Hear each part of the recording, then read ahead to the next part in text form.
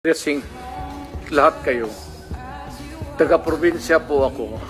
Hindi ninyo pwede akong masumo na papaulit-ulit. Pag ginawa ninyo yan, isnabin ko kayo. Wala akong pera. I am not that rich na mag-travel dito sa aeroplano. Mahal yan. I am nabubuhay ako sa retirement pay ko. So, pati itong pamasahe ko, retirement pay ko yan. Wala akong negosyo ever since. Gobyerno lang ako. I have been an employee of government ever since. Kaya, I do not have my public life is open to everybody.